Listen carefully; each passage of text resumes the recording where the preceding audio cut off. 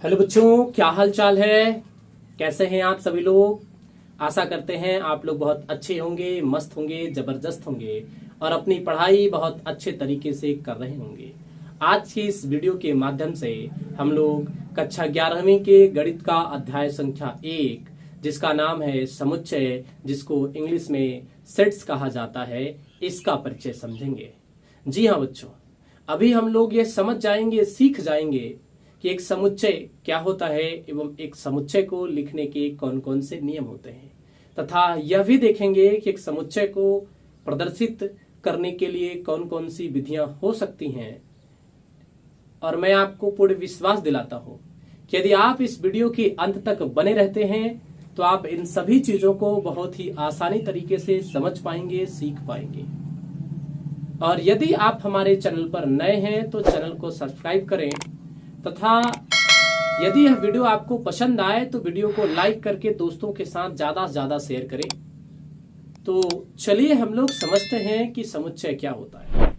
बच्चों, कक्षा 11वीं के गणित का अध्याय संख्या 1 जिसका नाम है समुच्चय और जिसको इंग्लिश में सेट्स कहा जाता है, इनका परिभाषा और उदाहरण मैंने यहां पर लिख दिया है ना, जिससे यह वीडियो ज्यादा लंबी ना हो और आपको समझ भी आ जाए, है ना।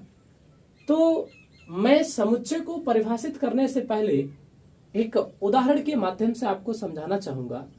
मान लीजिए दो लड़के हैं जी, एक का नाम है राम और दूसरे का नाम है मोहन। एक का नाम है राम और दूसरे का नाम है मोहन। ये दोनों एक दूसरे के दोस्त हैं और राम कक्षा 2 में पढ़ता है और मोहन कक्षा 3 में पढ़ता है। जी हाँ,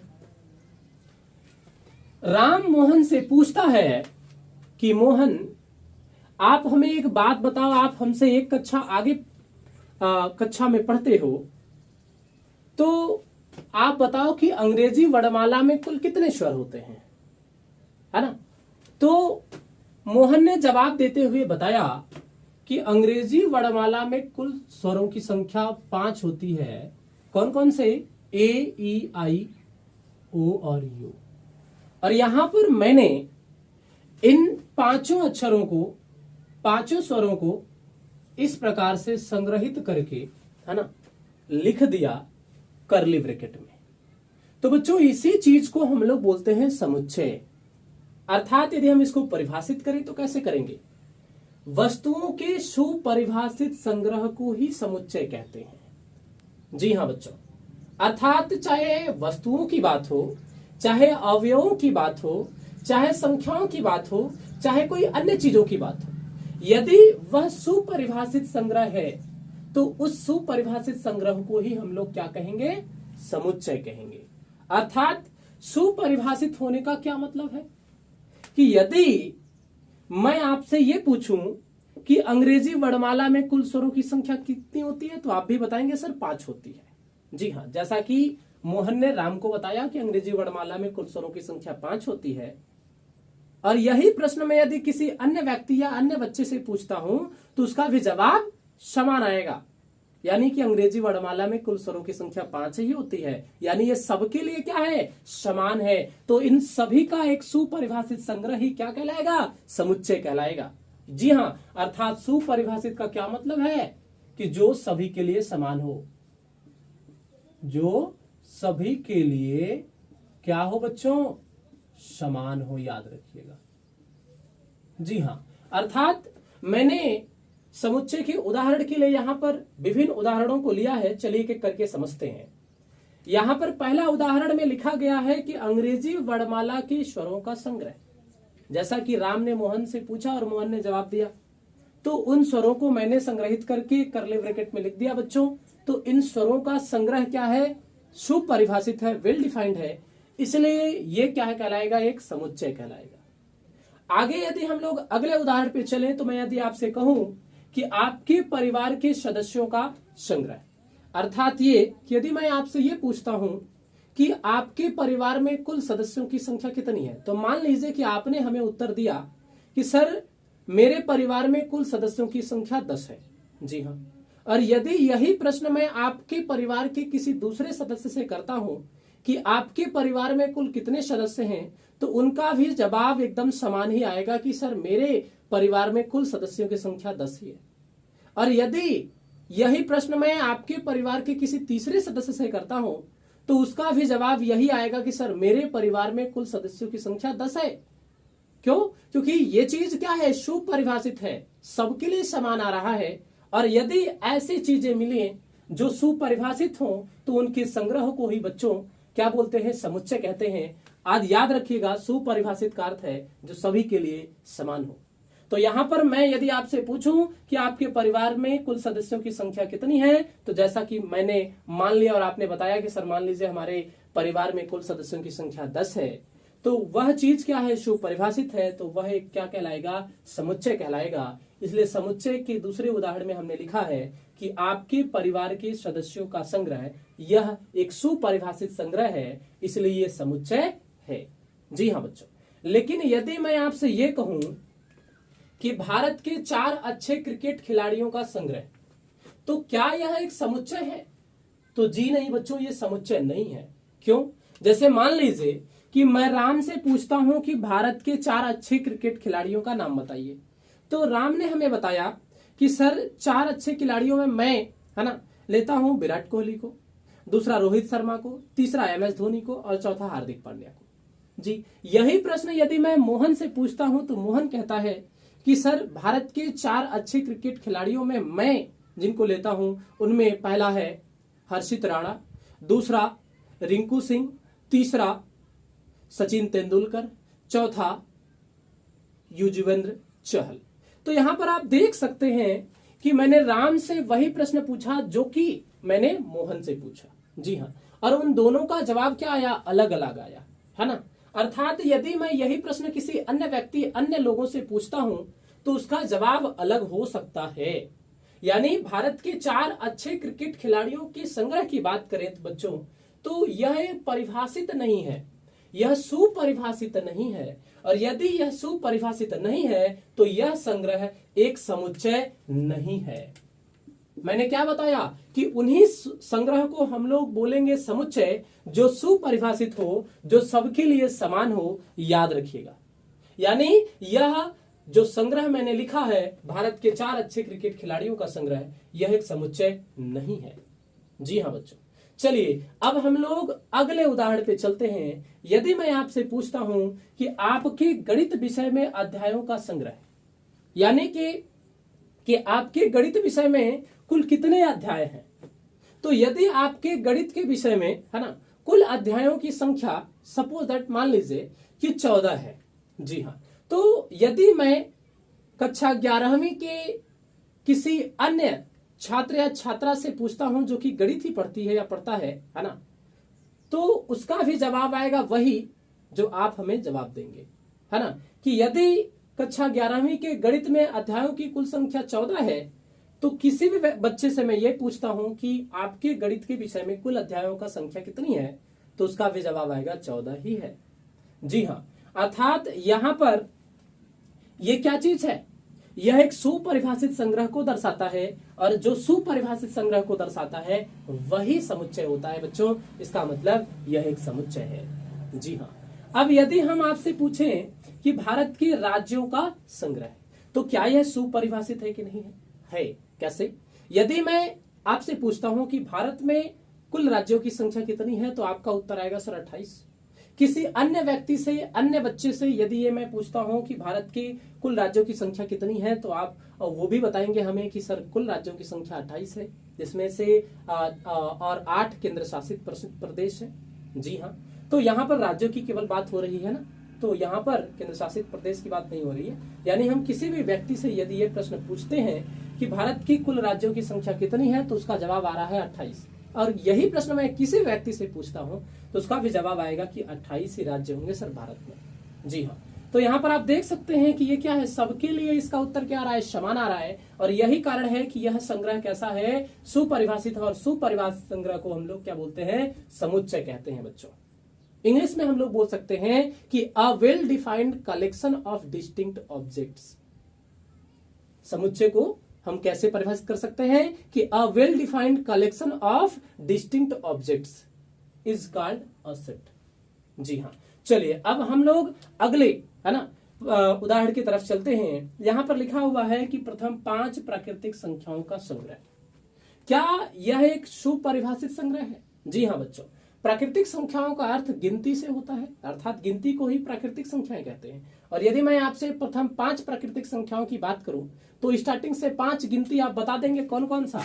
1 2 3 4 5। और यदि मैं किसी भी व्यक्ति से यह पूछूं कि आप हमें है ना स्टार्टिंग से 5 तक गिनती बताइए, तो वो भी यही बताएगा कि सर 1 2 3 4 5। तो यहां पर आप देख सकते हैं कि इसका जवाब सबके लिए समान आ रहा है। इसलिए यह है ना संग्रह एक सुपरिभाषित है, और सुपरिभाषित संग्रह होने के कारण यह क्या है? समुच्चय है। जी हाँ, अब अगले यदि उदाहरण की तरफ हम चलें तो अगला उदाहरण है कि सप्ताह के दिनों का संग्रह। तो क्या यह सप्ताह के दिनों का संग्रह एक सुपरिभाषित है? जी हाँ बच्चों। क्यों? यदि मैं आपसे यह पूछूं कि एक सप्ताह में कुल दिनों की संख्या कितनी होती है, तो आपका जवाब आएगा 7। कौन कौन से? Sunday, Monday, Tuesday, Wednesday, Thursday, Friday and Saturday. और यदि यही प्रश्न मैं किसी अन्य बच्चे से पूछता हूं, अन्य लोगों से पूछता हूं, तो उनका भी जवाब यही आएगा कि एक सप्ताह में कुल दिनों की संख्या 7 होती है, जैसा कि मैंने आपको बताया। जी हाँ, अर्थात कौन कौन से? जिनमें पहला आता है संडे, जी हाँ, दूसरा मंडे, तीसरा ट्यूसडे, और चौथा वेडनेसडे, और अगला थर्सडे, और अन्य फ्राइडे, तथा अगला सैटरडे। जी हाँ, आप देख सकते हैं कि इस प्रश्न का जवाब सबके लिए समान आ रहा है। इसलिए यह जो संग्रह है एक सुपरिभाषित संग्रह है ना, और यह सुपरिभाषित संग्रह होने के कारण यह एक समुच्चय है बच्चों।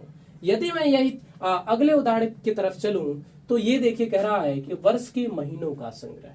यानी मैं यदि आपसे पूछूं कि एक साल में कुल कितने महीने होते हैं, तो आपका जवाब आएगा सर एक साल में कुल महीनों की संख्या क्या है? 12 है। यही प्रश्न यदि मैं किसी अन्य व्यक्ति, अन्य बच्चे या किसी अन्य लोगों से पूछता हूं, तो उनका भी जवाब यही आएगा कि सर एक साल में कुल महीनों की संख्या 12 होती है, जिनमें जनवरी, फरवरी, मार्च, अप्रैल, मई, जून, जुलाई, अगस्त, सितंबर, अक्टूबर, नवंबर, दिसंबर आता है।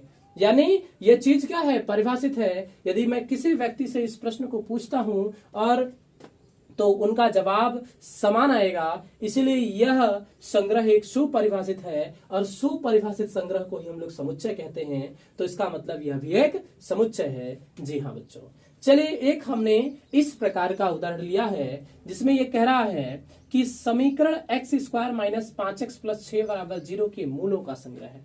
तो पहले तो हम इसे हल करेंगे और देखते हैं इसका मान कितना आ रहा है ना। तो मैं आपको बता दूं बच्चों कि इसके 2 मूल आएंगे, है ना। कौन कौन से 2 मूल आते हैं, चलिए इसको हम लोग देख लेते हैं। और यदि 2 मूल आ रहे हैं तो ये क्या है? परिभाषित है, सुपरिभाषित है। और यदि सुपरिभाषित है तो इसके मूलों का संग्रह एक समुच्चय होगा। चलिए इसको हल करते हैं। यहां पर दिया क्या है? x² - 5x + 6 = 0। यह एक द्विघात समीकरण है जो कि आपने कक्षा 10वीं में, 9वीं में ऐसे द्विघात समीकरणों को आसानी तरीके से हल करना सीख चुके हैं। कैसे हल करते हैं? तो x² के गुणांक का अचर पद से हम लोग गुणा करते हैं। तो यहाँ पर x² का गुणांक कुछ नजर नहीं आ रहा है, इसका मतलब 1 है। तो यदि हम 1 का 6 से गुणा करते हैं तो 6 कम 6 ही आता है। अब हमें 2 ऐसी संख्याओं पर विचार करनी होती है जिनका गुणनफल ये वाला अचर पद मिल जाए और जोड़ने पर 5 मिल जाए। क्यों? क्योंकि अचर पद क्या है? धनात्मक है। यदि यही अचर पद होता ऋणात्मक तो हम लोग घटाने पर लाते, और यदि यहाँ धनात्मक है तो जोड़ने पर लाएंगे। तो ऐसी 2 संख्याएं बताइए आप हमें जिनका गुणनफल 6 आता है और जोड़ने पर 5 आता है। तो आप कहेंगे सर ऐसी 2 संख्याएं 3 और 2 हैं। 3 दूना 6, यानी 3 का 2 से गुणा करने पर 6 प्राप्त होता है, और 3 को 2 से जोड़ने पर 5 प्राप्त होता है। यानी हम लोग यहाँ पर x² लिखेंगे और 5 के स्थान पे 3 + 2 और बाहर x लिख सकते हैं, +6 = 0 मिल जाएगा। और यदि इसको हम लोग आगे हल करते हैं तो x² माइनस कितना मिलेगा? 3x, और प्लस माइनस माइनस कितना मिलेगा? 2x + 6 = 0। इन दोनों में क्या कॉमन है? x कॉमन है, तो x - 3 बचेगा। इन दोनों में -2 कॉमन है तो x - 3 बचेगा बराबर 0। अब इन दोनों में क्या कॉमन नजर आ रहा है? x माइनस 3 कॉमन नजर आ रहा है और क्या बच रहा है x माइनस 2 बराबर 0। अब यदि हम इन दोनों को 0 के बराबर लिखते हैं तो यहां से हमें 2 मान मिलता है, एक x का मान 3 मिलता है और एक दूसरा 2 मिलता है। आप देख सकते हैं कि यदि इस समीकरण को मैं किसी भी बच्चे को देता हूं तो वो भी यही हल करके लाएगा कि सर इस समीकरण के 2 हल होंगे, कौन कौन से, 3 और 2। जी हाँ, तो यहां पर आप देख सकते हैं कि 2 मूलों का संग्रह होने का मतलब है कि 3 को और 2 को इस प्रकार ने सर ने लिख दिया तो ये सुपरिभाषित संग्रह हो गया, और सुपरिभाषित संग्रह होने के नाते बच्चों यह एक समुच्चय कहलाएगा। आशा करते हैं आप लोग बहुत अच्छे से इन चीजों को समझ पा रहे होंगे।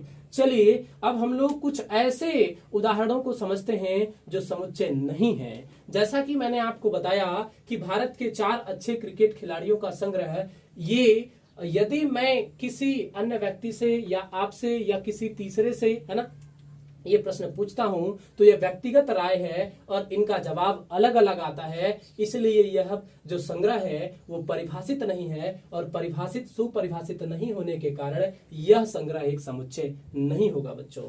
यदि मैं आपसे यह पूछूं कि विद्यालय में 5 अच्छी लड़कियों का संग्रह है, मान लेते हैं मैंने राम से पूछा क्या कि आपके विद्यालय में 5 अच्छे लड़कियों का नाम बताइए, तो हो सकता है राम की 5 अच्छे लड़कियों में कुछ दूसरों का नाम आए, जैसे ये कुछ और बता सकता है और मोहन कुछ और बता सकता है। यदि मैं मोहन से पूछता हूं और यदि मैं आपसे पूछता हूं कि आपके विद्यालय में कुल, है ना, 5 अच्छे लड़कियों का नाम बताइए, तो आपका कुछ और जवाब आ सकता है। और आपके विद्यालय में पढ़ने वाले किसी अन्य छात्र से या छात्रा से मैं पूछूं कि आप अपने विद्यालय में पढ़ने वाले, है ना, 5 अच्छी लड़कियों का नाम बताइए, तो वहां पर उनका जवाब कुछ और आ सकता है। इसीलिए विद्यालय में 5 अच्छी लड़कियों का यदि हम संग्रह देखें तो बच्चों यह सुपरिभाषित नहीं है, और सुपरिभाषित नहीं होने के नाते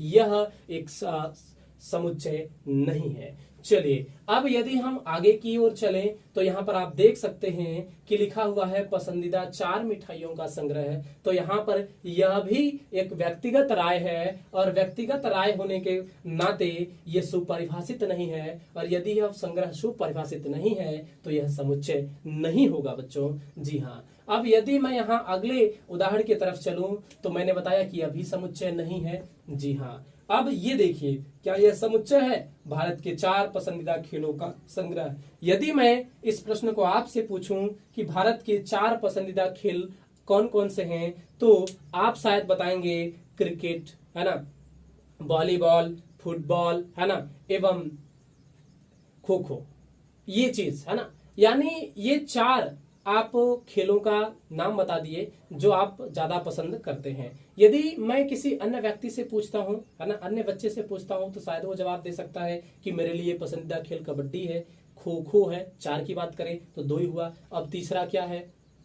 तीसरा बैडमिंटन है, और चौथा क्या है ना, हॉकी है। तो यहाँ पर आप देख सकते हैं कि अलग अलग लोगों की, है ना, पसंद अलग अलग हो सकती है। इसलिए भारत के 4 पसंदीदा खेलों का यदि हम संग्रह देखें तो यह सुपरिभाषित नहीं है, और सुपरिभाषित नहीं होने के नाते यह एक समुच्चय नहीं है बच्चों। अब यदि हम आगे चलें, क्या देखें कि 4 खतरनाक जानवरों का संग्रह, यानी पृथ्वी पर रहने वाले 4 खतरनाक यदि जानवरों का संग्रह देखें तो आप कहेंगे सर खतरनाक जानवर, हमारे लिए तो सबसे खतरनाक में क्या आता है? बाघ आता है। दूसरे से किसी अन्य व्यक्ति से पूछता हूं तो शायद वो बता सकते हैं कि मेरे लिए सबसे खतरनाक तेंदुआ है ना। यानी यहाँ पर आप देख सकते हैं कि यह व्यक्तिगत राय पर आ रहा है, यानी 4 खतरनाक जानवरों का जो संग्रह है यह सुपरिभाषित नहीं है, और सुपरिभाषित नहीं होने के नाते इनका संग्रह एक समुच्चय नहीं है। अब यदि हम अगले उदाहरण पे चलें तो देख सकते हैं कि हमने लिखा है 5 अच्छी यूट्यूब चैनल का संग्रह है। तो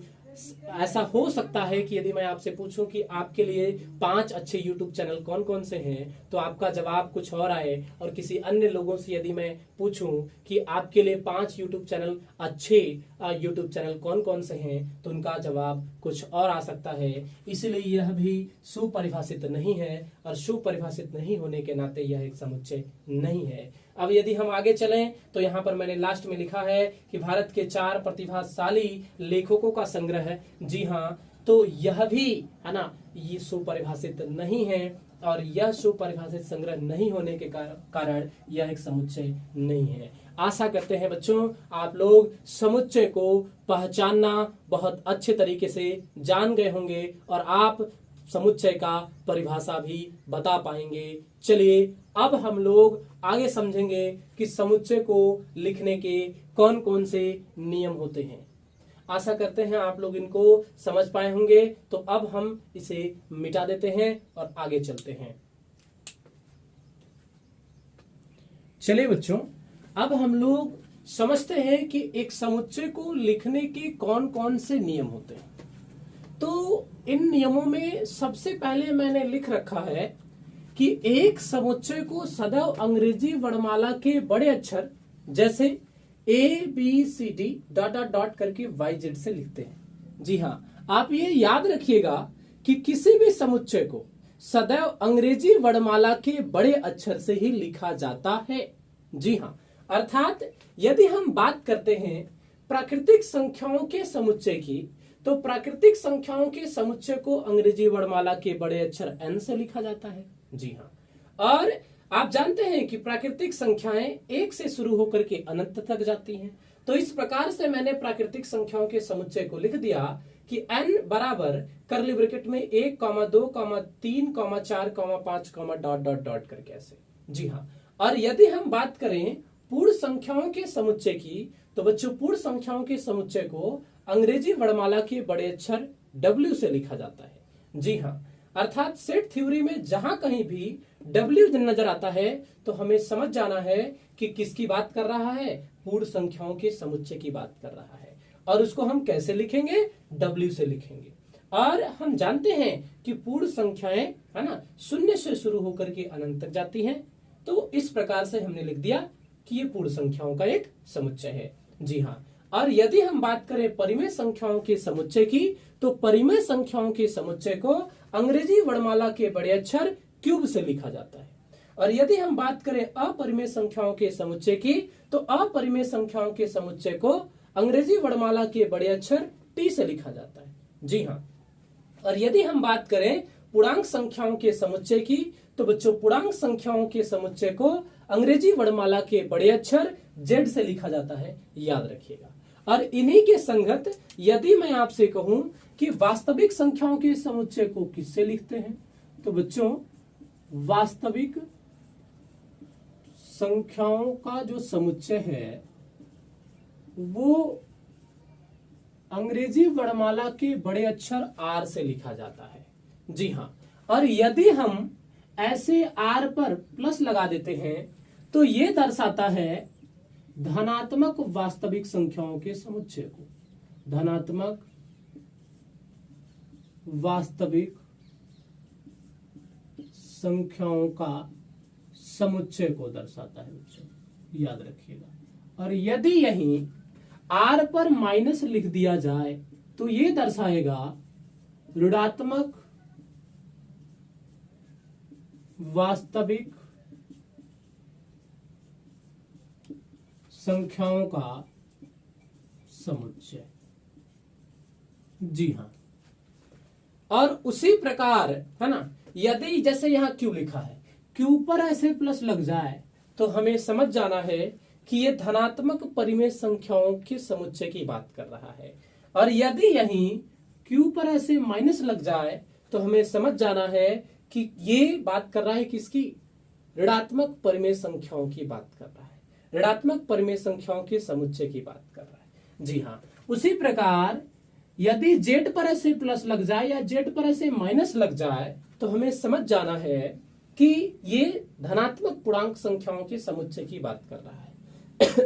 जी हाँ, और यदि Z पर ऐसे माइनस लग जाए तो हमें समझ जाना है कि ये बात किसकी कर रहा है, ऋणात्मक पूर्णांक संख्याओं के समुच्चय की बात कर रहा है। अर्थात यहां पर मैंने लिखा है पहले में कि एक समुच्चय को सदैव अंग्रेजी वर्णमाला के बड़े अक्षर से ही लिखते हैं। जी हाँ, याद रखिएगा, जैसा कि मैंने आपको बता दिया। और यदि इन सभी संख्याओं को आपको विस्तृत तरीके से जानना है तो आप YouTube पर वास्तविक संख्याओं का परिचय लिख करके with MKS centre by Mandeep sir, जब आप ये चीज लिख कर सर्च करेंगे तो पूरा चीज है ना, वास्तविक संख्याओं का परिभाषा सहित उदाहरण आपको विस्तृत तरीके से समझने को सीखने को मिल जाएगा। जी हाँ, अब यदि हम एक अन्य उदाहरण को लेते हैं, मान लीजिए है ना कि मैंने कहा कि अंग्रेजी वर्णमाला का, अंग्रेजी वर्णमाला के स्वरों का समुच्चय। तो यहां पर आप कहेंगे सर कि यहां पर तो कुछ भी नहीं दिया गया है ना, ये डायरेक्टली कथन के रूप में दे दिया कि अंग्रेजी वर्णमाला के स्वरों का समुच्चय। तो इसे हम लोग किस अंग्रेजी वर्णमाला के संकेत से लिखेंगे? अंग्रेजी वर्णमाला के बड़े अक्षर किसका प्रयोग करेंगे? ए का करेंगे, बी का करेंगे, सी का करेंगे, या फिर ऐसे डॉट डॉट डॉट करके किसका करेंगे, है ना? तो बच्चों मैं आपको बताऊं, हम जानते हैं कि अंग्रेजी वर्णमाला के स्वरों का जो संग्रह है वह एक समुच्चय है, जिसको हम लोग ए कामा ई कामा आई कामा ओ कामा यू से लिखते हैं कर्ली ब्रैकेट में। जी हाँ, तो आप कोई भी अंग्रेजी वर्णमाला का बड़ा अक्षर मान सकते हैं, जैसे कि मैंने यहाँ पर ए मान लिया, यानी यहाँ पर अंग्रेजी वर्णमाला के स्वरों का जो समुच्चय है वो ए से लिखा गया है, जैसा कि मैंने लिखकर आपको बताया। आप यदि मानते भी हैं, ठीक है ना, तो अंग्रेजी वर्णमाला के बड़े अक्षर से ही लिखेंगे। जैसे यदि हम बात करें कि अंग्रेजी वर्णमाला के स्वरों का जो समुच्चय है कौन, ए ई आई ओ और यू कर्ली ब्रैकेट में, तो इसको क्या हम ऐसे लिख सकते हैं, है ना, स्मॉल लेटर से लिख सकते हैं अंग्रेजी वर्णमाला के? क्या हम स्मॉल बी से लिख सकते हैं? नहीं लिख सकते हैं, नहीं लिख सकते हैं, याद रखिए। या तो हम ऐसे ए मान लेंगे या तो हम बी मान लेंगे। यानी कथन के रूप में यदि कोई समुच्चय दे रखा है तो उसको भी यदि हम मान करके किसी अंग्रेजी वर्णमाला के बड़े अक्षर से ही लिखेंगे, याद रखिएगा। चलिए अब हम लोग समझते हैं कि एक दूसरे नियम का क्या अर्थ है। दूसरा नियम है कि एक समुच्चय को सदैव मझला कोष्ठक में लिखते हैं। जी हाँ, आप देख सकते हैं कि सर ने यहाँ पर जितनी भी समुच्चयों को लिखवाया है, ये सभी समुच्चयों को सर ने मझला कोष्ठक में लिखवाया है। तो याद रखिएगा कि कभी भी समुच्चय को मझले कोष्ठक में ही लिखा जाता है, जिसको इंग्लिश में कर्ली ब्रैकेट बोला जाता है या फिर मिडल ब्रैकेट भी कह सकते हैं।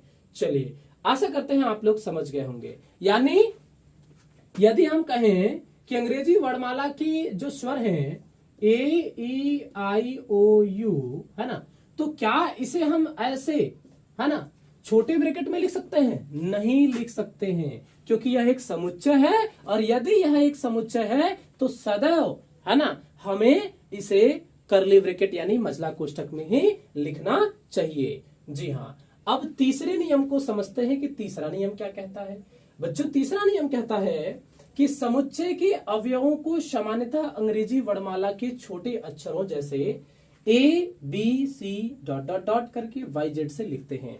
जी हाँ, यानी आप यहां देखेंगे तो अंग्रेजी वर्णमाला के जो स्वरों का समुच्चय है, जिसमें मैंने स्मॉल लेटर का प्रयोग किया है, इंग्लिश अल्फाबेट की स्मॉल लेटर का प्रयोग किया है, यानी मैं यहाँ कैपिटलाइज करके भी लिख सकता था, लेकिन मैंने नहीं लिखा। क्यों? क्योंकि हम जानते हैं कि सामान्यतः जो समुच्चय के अवयव होते हैं उनको हम अंग्रेजी वर्णमाला के छोटे अक्षरों से लिखते हैं। तो यहाँ आप देख सकते हैं कि सर ने इन अवयवों को, ठीक है ना, जो इस समुच्चय के अवयव हैं, इनको अंग्रेजी वर्णमाला के छोटे अक्षरों से लिखा है।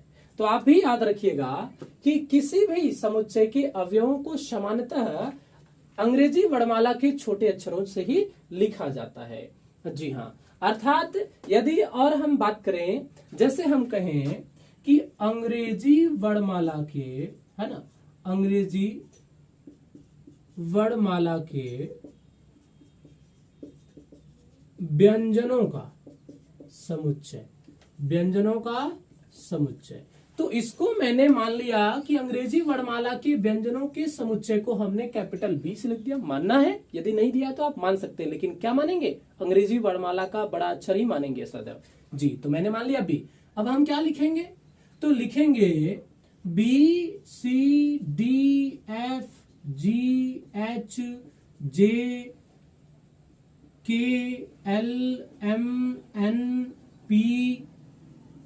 Cube RSTVWXYNZ।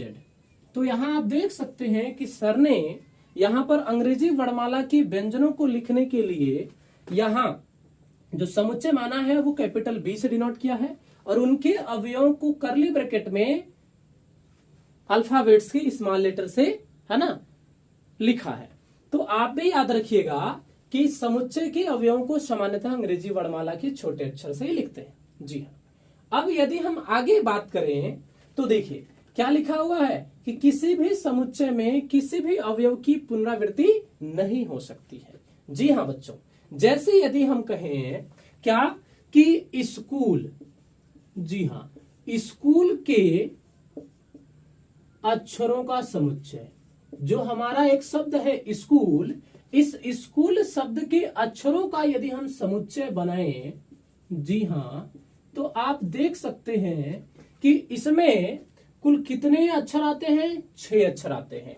लेकिन जब हम स्कूल शब्द के अक्षरों के समुच्चय को लिखेंगे तो यहां एस आया तो हम एस लिख देंगे, सी आया तो सी लिख देंगे, एच आया तो एच लिख देंगे, ओ आया तो ओ लिख देंगे, पुनः ओ आया तो ओ नहीं लिख सकते हैं। याद रखिए, यानी किसी भी अवयव की, किसी भी समुच्चय के किसी भी अवयव की पुनरावृत्ति कभी जिंदगी में नहीं हो सकती। यानी यहां 2 बार ओ आया है लेकिन हम केवल और केवल एक ही बार लिखेंगे। फिर क्या आ रहा है? एल। तो ये रहा बच्चों स्कूल शब्द के अक्षरों का समुच्चय, जिसमें मैंने यहां पर उनके अवयवों को लिख दिया। किसी भी अवयव की पुनरावृत्ति किसी समुच्चय में नहीं हो सकती। जैसे हमने कहा कि ट्रिगोनोमेट्री, जी हां, ट्रिगोनोमेट्री, है ना, शब्द में अक्षरों का समुच्चय बनाना है। तो यदि हम ट्रिगोनोमेट्री शब्द के अक्षरों का समुच्चय बनाएं तो इसको मैंने मान लिया कि कैपिटल ए से लिख रहे हैं।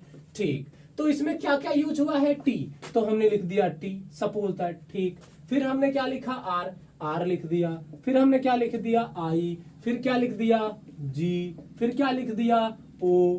फिर क्या लिख दिया? एन। लेकिन पुनः यहां देख सकते हैं आप कि ओ आ गया, इसलिए दोबारा ओ नहीं लिखना है, हम एक बार ओ को लिख चुके हैं। अब यदि हम किसको लिखते हैं? क्या आ रहा है? एम आ रहा है तो एम लिख सकते हैं, क्योंकि पहले एम इसमें नहीं था। अब ई आ रहा है तो ई पहले नहीं है, लिख सकते हैं। अब एन पुनः आ रहा है तो एन पहले से है इसलिए नहीं लिखेंगे। फिर क्या लिखेंगे? टी।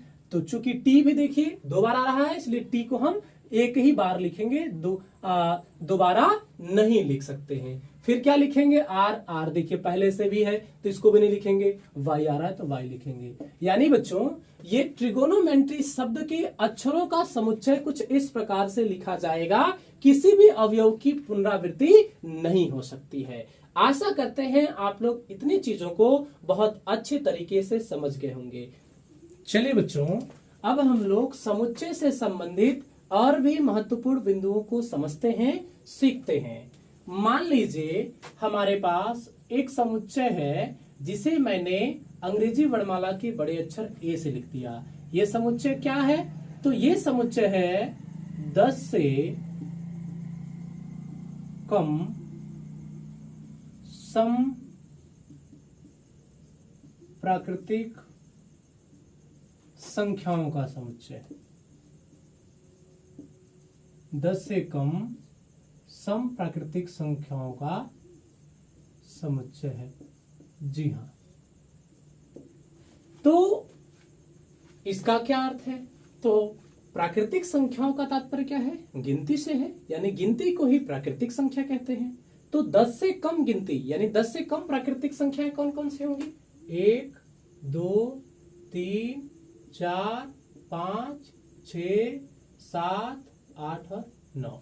लेकिन यहां पर सम की बात कर रहा है, सम प्राकृतिक संख्याओं की बात कर रहा है। तो सम संख्याएं किसे कहते हैं? वे संख्याएं जो 2 से पूर्णतः विभाजित हो जाती हैं। तो 10 से कम प्राकृतिक संख्याएं यहां लिखी गई हैं, लेकिन उनमें भी हमें किनको लेना है? जो सम हो। तो यहां पर वो कौन कौन सी संख्याएं हैं जो 2 से पूर्णतः विभाजित हो जाती हैं? तो 2 है, 4 है, 6 है, 8 है। यानी इस समुच्चय ए में कुल 4 अवयव पाए जाएंगे, 2, 4, 6 और 8। अर्थात इस समुच्चय ए को हम दूसरे तरीके से ऐसे भी लिख सकते हैं। जी हाँ बच्चों, कि इस समुच्चय ए में कुल 4 अवयव आएंगे। यानी 10 से कम प्राकृतिक संख्याओं का यदि समुच्चय की बात करें तो इसमें 4 अवयव होंगे, 2, 4, 6 और 8। जी हाँ, अब यदि यहां पर हम देख पा रहे हैं कि 2 ए से संबंधित है, यानी 2 समुच्चय ए का एक अवयव है, 4, 6, 8 भी इस समुच्चय ए के अवयव हैं, तो इनको हम समुच्चय में गणित में कैसे लिखते हैं? देखिए यहां पर हम देख रहे हैं कि 2 समुच्चय किसका? ए का। 2 समुच्चय ए का एक अवयव है। जी हाँ, अवयव है। 4 भी समुच्चय ए का एक क्या है? अवयव है। उसी प्रकार आप कहेंगे सर 4 के अतिरिक्त 6 और 8 भी समुच्चय ए के अवयव है। तो बच्चों इनको हम लोग है ना गणित में इस तरीके से लिखते हैं, 2 बिलोंग्स टू सेट ए, यहां के लिए 4 बिलोंग्स टू सेट ए। अब आप ये सोच रहे होंगे कि सर यहां पर आपने इस संकेत को लिखा और आपने इसे बिलोंग्स टू पढ़ा। जी हाँ बच्चों, इसे हम लोग है ना एप्सिलॉन कहते हैं। क्या कहते हैं? याद रखिएगा आप लोग भी, एप्सिलॉन कहते हैं, जो कि ग्रीक लैंग्वेज किसका? ग्रीक लैंग्वेज का एक सिंबल है। जी हाँ बच्चों, ग्रीक लैंग्वेज होने का मतलब कि यूनानी भाषा का एक संकेत है जिसे एप्सिलॉन कहते हैं, और इसे हम लोग गणित में बिलोंग्स टू पढ़ते हैं। बच्चों याद रखिएगा, क्या पढ़ते हैं? बिलोंग्स टू पढ़ते हैं, जिसका हिंदी अर्थ होता है संबंधित है। क्या होता है? संबंधित है। जी हाँ, यानी 2 हम लोग इसको कैसे पढ़ सकते हैं?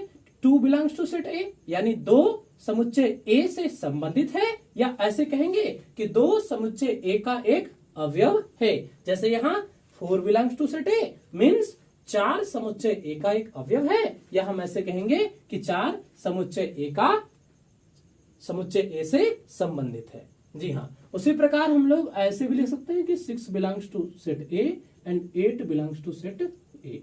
जी हाँ, यानी हम डायरेक्टली यदि सभी को एक साथ लिखें तो ऐसे लिख सकते हैं 2, 4, 6, 8 बिलोंग्स टू सेट ए। यानी ये दर्शा रहा है कि ये चारों एलिमेंट्स जो हैं वो सेट ए से रिलेटेड हैं, यानी सेट ए के अवयव हैं। जी हाँ बच्चों, आशा करते हैं इन चीजों को आप बहुत अच्छे तरीके से समझ पा रहे होंगे। अब कुछ बच्चे ये सोच रहे होंगे, सर जैसे मान लिया मैंने 10 ले लिया और 10 यहां तो सेट ए से संबंधित नहीं है, तो क्या इसको भी हम ऐसे लिखेंगे? नहीं बच्चों, यानी आप देख सकते हैं कि इसमें क्या 10 है? कहीं नहीं, यानी 10 इस समुच्चय ए का कोई भी अवयव नहीं है, तो इसे हम लोग ऐसे लिखेंगे और इसे हम लोग पढ़ेंगे नॉट बिलोंग्स टू। क्या पढ़ेंगे बच्चों? नॉट, याद रखिएगा, नॉट बिलोंग्स टू, जिसका हिंदी अर्थ क्या होगा? संबंधित नहीं है। जिसका हिंदी अर्थ होगा बच्चों संबंधित नहीं है। या फिर इसी को हम ऐसे लिखेंगे कि 10 समुच्चय किसका? ए का, समुच्चय ए का एक अवयव नहीं है। जी हाँ बच्चों, यानी यदि ऐसा लिखा पाया गया तो हम लोग कैसे पढ़ेंगे कि 10 does not belongs to set A, यानी 10 जो है ए से संबंध नहीं रखता है, यानी हम इसी को ऐसे लिख पढ़ सकते हैं कि 10 ए समुच्चय ए से संबंधित नहीं है, या फिर ऐसे कहेंगे कि 10 समुच्चय ए का एक अवयव नहीं है।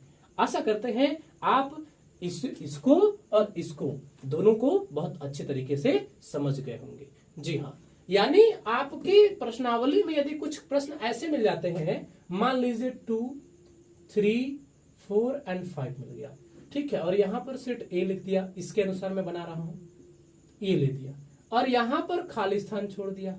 अब आपको एप्सिलॉन, है ना, यानी बिलोंग्स टू और नॉट बिलोंग्स टू का सिंबल लगाना है। तो यहां तो हम बहुत आसानी से लगा सकते हैं कि 2 belongs to set A, but 3 does not belongs to set A, जी हाँ, और 4 बिलोंग्स टू सेट ए, है ना, but 5 does not belongs to set A, यानी 2 समुच्चय ए का अवयव है, जी हाँ, 2 समुच्चय ए से संबंधित है, लेकिन 3 हम देख रहे हैं कि 3 इस समुच्चय ए का कोई भी अवयव नहीं है, इसलिए हमने यहाँ नॉट बिलोंग्स टू लगा दिया, जी हाँ। 4 इस समुच्चय का एक अवयव है, इसलिए 4 बिलोंग्स टू सेट ए लिखेंगे, बट 5, है ना, does not belongs to set A, यानी 5 जो है वो इस समुच्चय का एक अवयव नहीं है, इसलिए हम लोग ऐसे भरेंगे। आशा करते हैं इन चीजों को बहुत अच्छे तरीके से आप समझ पाए होंगे। चलिए अब हम लोग समझते हैं कि एक समुच्चय को कितनी विधियों द्वारा प्रदर्शित किया जा सकता है, जी हाँ, यानी रिप्रेजेंटेशन ऑफ सेट्स के बारे में समझेंगे। तो यहां तक आप लोगों ने लिख लिया होगा, अब इसे हम मिटा देते हैं और आगे चलते हैं। चलिए बच्चों, अब हम लोग रिप्रेजेंटेशन ऑफ अ सेट के बारे में पढ़ते हैं, यानी एक समुच्चय को निरूपित करने की कौन कौन सी विधियां हो सकती हैं, इनको विस्तृत तरीके से समझते हैं। बच्चों, मैं आपको बता दूं कि एक समुच्चय को निरूपित करने की मुख्यतः 2 विधियां होती हैं। पहला रोस्टर रूप या फिर सारणीबद्ध रूप, जिसको इंग्लिश में रोस्टर फॉर्म या फिर टेबुलर फॉर्म कहते हैं, और दूसरा होता है समुच्चय निर्माण रूप, जिसको इंग्लिश में सेट बिल्डर फॉर्म कहा जाता है। चलिए सबसे पहले इन दोनों को लिखते हैं, इसके बाद समझते हैं कि ये क्या होते हैं। तो हम लिखेंगे कि किसी समुच्चय को, किसी भी समुच्चय को निरूपित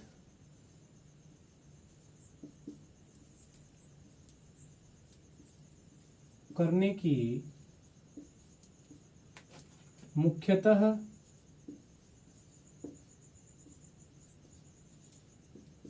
2 विधियां होती हैं, जी हाँ, 2 विधियां होती हैं। कौन कौन सा?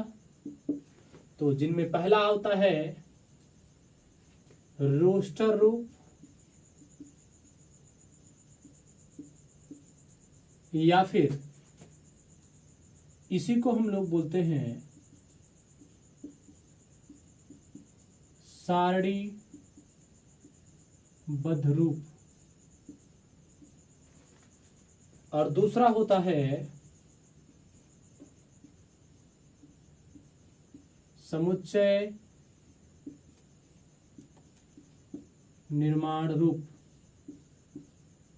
जी हाँ। और रोस्टर रूप या सारणीबद्ध रूप को, जैसा कि मैंने आपको बताया कि इन्हें इंग्लिश में रोस्टर फॉर्म या फिर टेबुलर फॉर्म कहते हैं, और समुच्चय निर्माण रूप को इंग्लिश में सेट बिल्डर फॉर्म कहा जाता है, याद रखिएगा। चलिए अब हम लोग समझते हैं कि सारणीबद्ध रूप अर्थात रोस्टर रूप क्या होता है। हेडिंग लगाएंगे, रोस्टर रूप, रोस्टर रूप या सारणीबद्ध रूप, जी हाँ। बच्चों, रोस्टर रूप में किसी भी समुच्चय के सभी अवयवों को सूचीबद्ध करके लिखा जाता है तथा अवयवों को अर्ध विराम द्वारा एक दूसरे से पृथक किया जाता है एवं उन्हें मजला कोष्ठक के अंतर्गत लिखा जाता है। अर्थात इन्हें यदि हम परिभाषित करें तो कैसे करेंगे? रोस्टर रूप में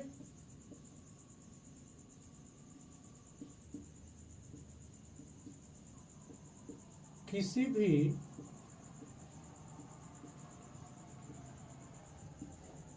समुच्चय के सभी अवयवों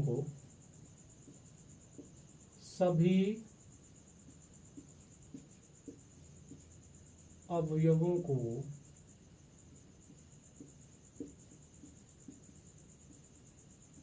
सूचीबद्ध किया जाता है।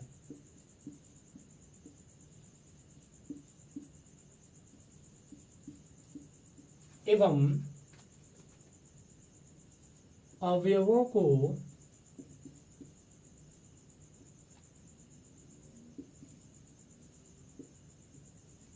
अर्धविराम द्वारा,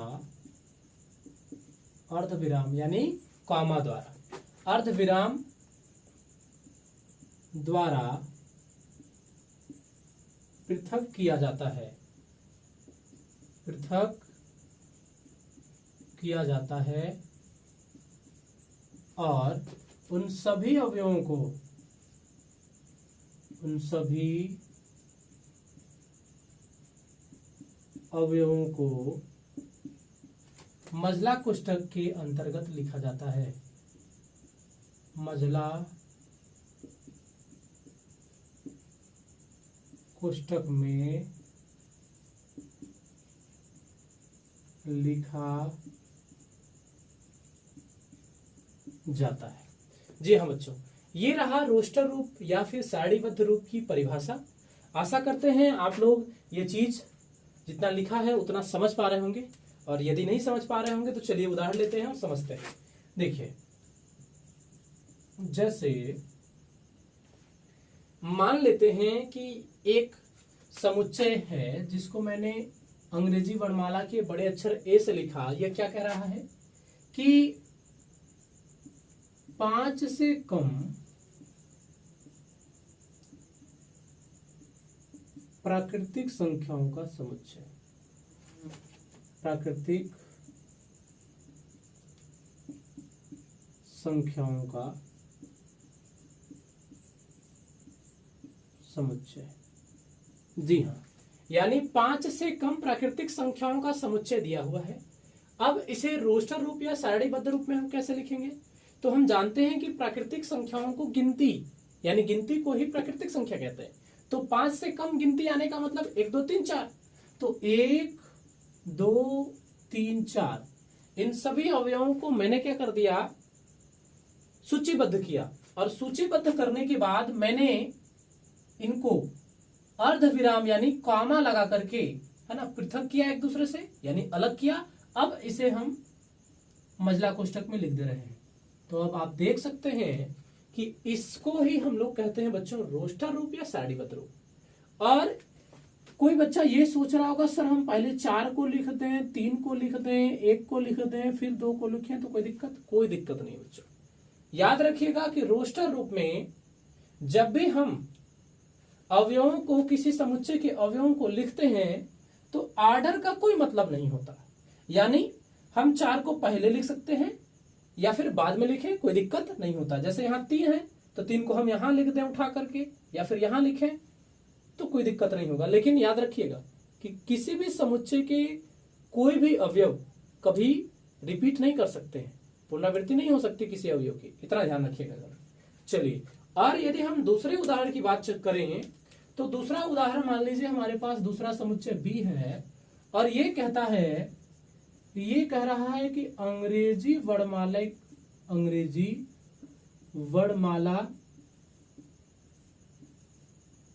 के स्वरों का समुच्चय है, स्वरों का समुच्चय है। जी हाँ, मतलब अंग्रेजी वर्णमाला में कुल कितने स्वर होते हैं? 5। कौन कौन से? ए ई आई ओ यू। तो इसको हमने सूचीबद्ध किया, ए ई आई ओ और यू। इसके बाद अर्धविराम द्वारा एक दूसरे से पृथक कर दिया और मजला कोष्ठक में लिख दिया। तो ये बच्चों कहलाया हमारा रोस्टर रूप। इसी चीज को हम पहले ऐसे लिख दे, ओ यहां लिख दिए, आई यहां लिख दिए, ई यहां लिख दिए, यू यहां लिख दिए, है ना, ए को लास्ट में डाल दिए। कोई दिक्कत नहीं है। मैंने बताया कि रोस्टर रूप में अवयवों के क्रम से कोई मतलब नहीं होता है, बस इतना ध्यान रखिएगा कि अवयवों की पुनरावृत्ति न हो। ठीक, अब यहाँ पर आप लोग अच्छे तरीके से समझ पा रहे होंगे कि सर रोस्टर रूप क्या होता है। चलिए, अब यदि हम और एक उदाहरण की तरफ चलें तो मान लिया मैंने एक सी और एक उदाहरण ले लिया और ये कह रहा है ना, कि 21 से विभाजित 21 से विभाजित होने वाली प्रथम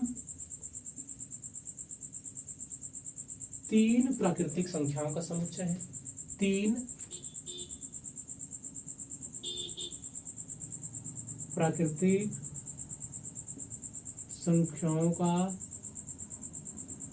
समुच्चय है। जी हाँ, तो 21 से प्रथम 3 प्राकृतिक संख्याओं की यदि हम बात करें जो विभाजित रहती है तो पहला तो 21 ही आएगा, दूसरा 42, तीसरा 63। आपने देखा 21 से, है ना, विभाजित होने वाली प्रथम 3 प्राकृतिक संख्याएं कौन कौन सी हो गई? 21, 42 और 63।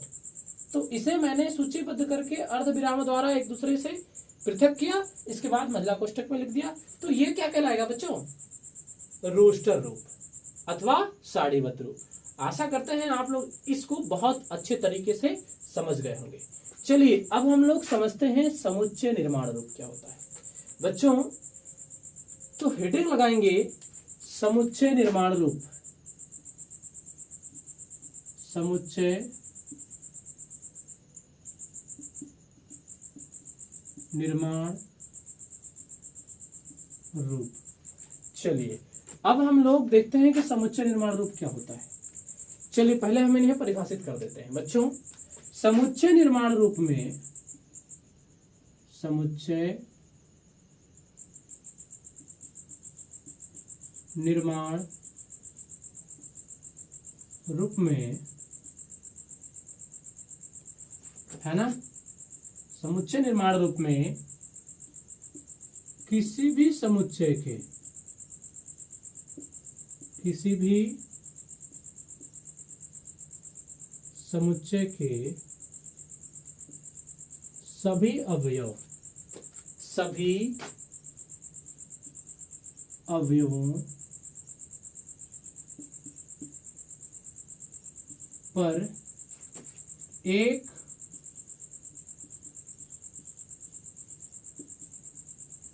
सर्वनिष्ठ गुणधर्म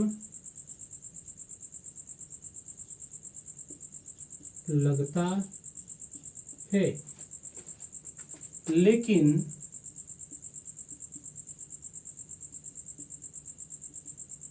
बाहर के अवयवों पर नहीं लगता, नहीं लगता है। जी हाँ बच्चों, इसका क्या अर्थ है? चलिए इसे विस्तृत तरीके से समझते हैं। जैसा कि मैंने आपको बताया कि समुच्चय निर्माण रूप में किसी भी समुच्चय के सभी अवयवों पर एक सर्वनिष्ठ गुणधर्म लगता है, लेकिन समुच्चय के बाहर के यदि अवयव हो तो उन पर वह गुणधर्म नहीं लगता। अर्थात जैसे ये हमारे पास है, रोस्टर रूप में है। अब इसे हम सीट बिल्डर रूप फॉर्मेट में यदि हम कन्वर्ट करना चाहें तो कैसे करेंगे? देखिए, तो यहाँ 5 से कम प्राकृतिक संख्याओं का समुच्चय लिखा गया है। चलिए, मैंने मान लिया इस समुच्चय को ए और यहाँ लिखा x सच दैट x। अब आप ये सोच रहे होंगे सर आपने इसे सच दैट पढ़ा, हमने इंग्लिश के ग्रामर में इसको कॉलन पढ़ा है। तो बच्चों इसको कॉलन ही कहते हैं, लेकिन मैथमेटिक्स में हम लोग इसको सच दैट पढ़ेंगे।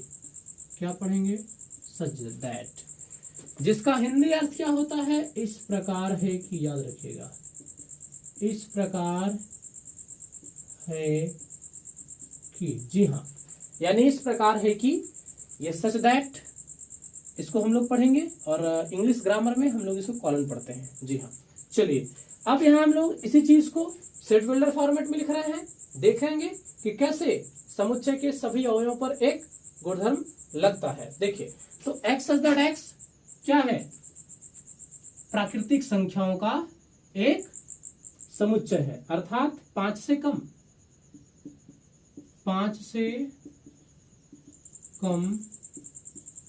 एक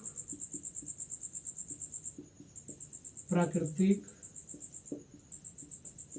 संख्या है। देखिए बच्चों, यहां पर इस चीज को मैंने सेट बिल्डर फॉर्मेट में लिख दिया, यानी क्या लिखा कि x सच दैट, यानी x इस प्रकार है कि 5 से कम एक प्राकृतिक संख्या, तो 5 से कम प्राकृतिक संख्याओं पर एक गुणधर्म लग रहा है कि ये 5 से कम प्राकृतिक संख्या है, लेकिन इस समुच्चय के बाहर के अवयव जैसे 6, 7, 8, 9 या 5 ही ले लें, ठीक है ना, तो क्या ये उस गुणधर्म का पालन कर रहे हैं? नहीं कर रहे हैं। इसीलिए याद रखिएगा कि किसी भी समुच्चय के सभी अवयवों पर एक सर्वनिष्ठ गुणधर्म लगता है लेकिन बाहर के अवयवों पर नहीं लगता, तो उस निर्माण रूप को बोलते हैं हम लोग समुच्चय निर्माण रूप। ध्यान रखिएगा, जैसे हमने इसको इस तरीके से लिख दिया। जी हाँ, अब यदि हम इस समुच्चय को सेट बिल्डर फॉर्मेट में कन्वर्ट करें तो कैसे लिखेंगे? मान लिया y सच दैट y लिखा, तो आप सोच रहे होंगे सर आपने यहाँ x सच दैट x लिखा, y सच दैट y लिख दिया, क्या हम लोग कुछ भी लिख सकते हैं? जी हाँ, आप अंग्रेजी वर्णमाला के छोटे अक्षरों का प्रयोग करते हुए आप कुछ भी लिख सकते हैं, ध्यान रखिए। चलिए, y सच दैट y लिख दिया। अब y सच दैट y क्या है? अंग्रेजी वर्णमाला का एक स्वर है, तो यहां लिख दिया मैंने अंग्रेजी वर्णमाला का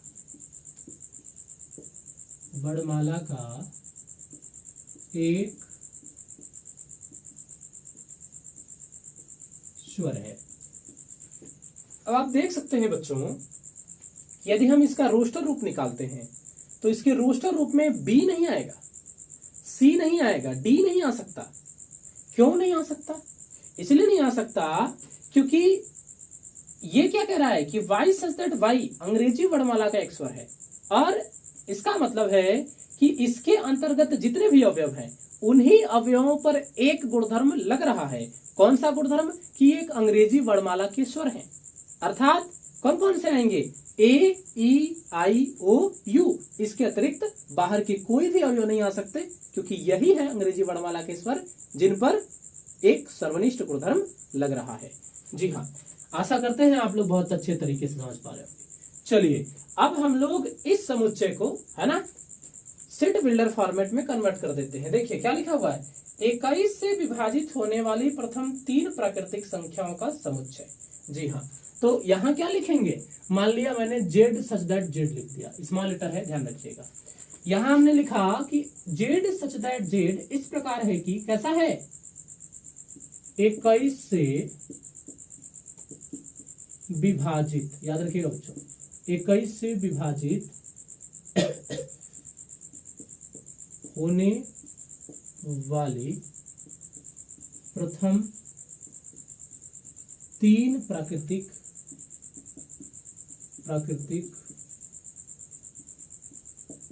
संख्याएं हैं। चलिए, आशा करते हैं आप लोग समझ गए होंगे। जी हाँ, यानी इस चीज को इस रूप में लिख देना ही समुच्चय निर्माण रूप कहलाता है। चलिए एक और उदाहरण लेते हैं।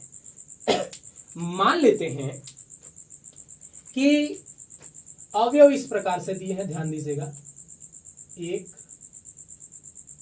2/3 या 1/2, 2/3, 3/4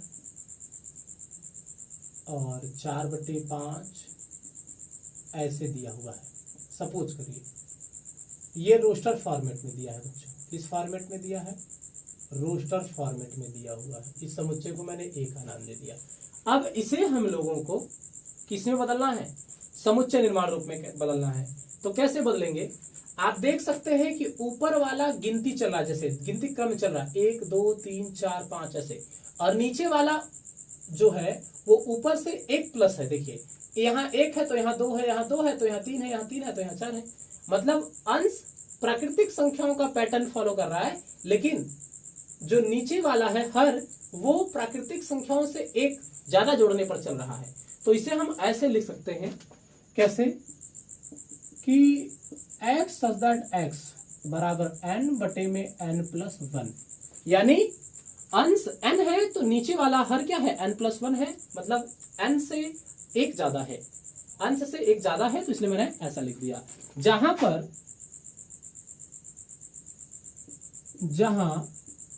n किससे बिलोंग कर रहा है, कैपिटल N से।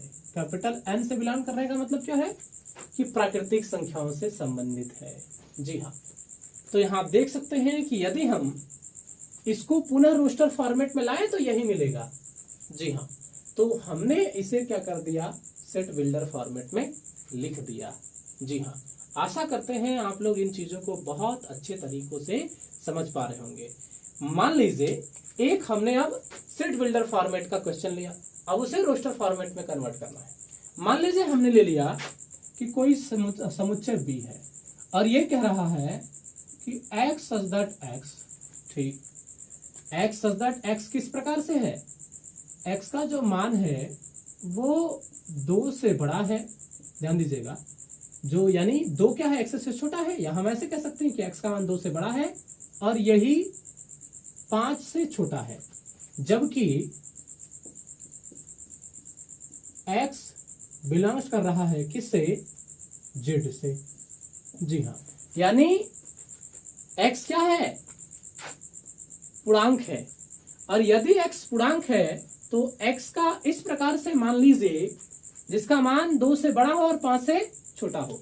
तो यदि हम इसका रोस्टर फॉर्मेट बनाएं तो आप कहेंगे कि सर इसका रोस्टर फॉर्म में मतलब हम जानते हैं कि 2 से बड़ी पूर्णांक कौन होती है, 3 और 4।